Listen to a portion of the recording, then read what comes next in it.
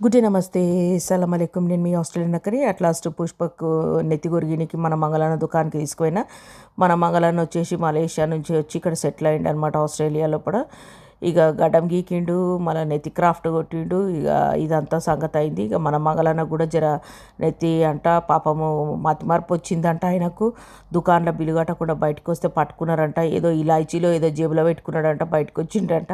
పట్టుకొని నిన్ను జైలు నూకుతామనని వరకు భయం అయిందంట. ఆయనకు పాపం మతిమార్పు వచ్చింది. ఆయన కథ ఆయన తిప్పాలు చెప్పుకుంటుడు. ఇక ఆయన తిప్పాలు ఇన్న జరసేపు కూర్చోనాడ. ఇక దాని తర్వాత ఇక జర మావునికి ఇక కీంచుకాటు ఇప్పిద్దామని ఆ సీకుల మీద కాల్చే మాంసం దారు పట్టుకొచ్చి ఇక అది ఏమంటారు ఆ మేక కబాబులు కొనిచ్చిన. ఇక మావునికి మేక అంటే అస్సలు ఇష్టం ఉండదు. గొడ్డు మాత్రం మంచిగా తింటాడు, కానీ మేక మాత్రం తినడు.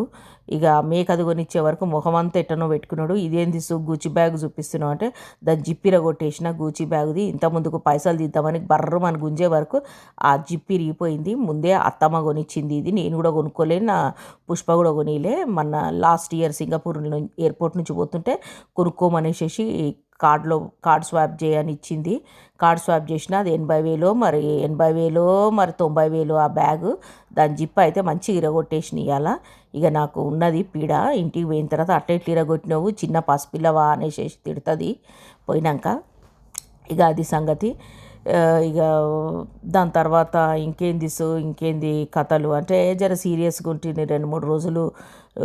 జర మా ఇండియా నుంచి పరిశాన్ చేస్తూనే ఉంటారు నన్ను ఎప్పుడు, కానీ నాకు అసలు ఏం పరిశాన్ లేదు తెలుసా, కానీ పరిశాన్ చేస్తుంటారు. ఇక దాని తర్వాత ఇక మన కట్కన్న దుకాణం పోసేసి ఇక మన మస్తాన్ బాయ్ దగ్గర మాంసం కొట్టించుకొనేసేసి ఇక సంచిలో మొత్తం కట్టుకొనేసేసి ఇక అది సంచి పెట్టుకొని ఇక మా వంతోనిగా ఇక దుకాణాలలో తిరుక్కుంటూ అవి ఇవి అన్నీ కొనుక్కుంటూ తిరుగుతున్నాను అనమాట. మన మంగళ దుకాణాలు ఇట్లుంటుంది అనమాట ఇక్కడ ఆస్ట్రేలియాలో. మంగళ దుకాణం ఆడుకోనికి పాడుకోనికి తిననికి తాగనికి అన్నీ దొరుకుతుంది. ఇక సర్వనాభవన్ పోసేసి ఇక ఆడ ఇంత ఒక ముద్ద తిననికి అని పోయినా.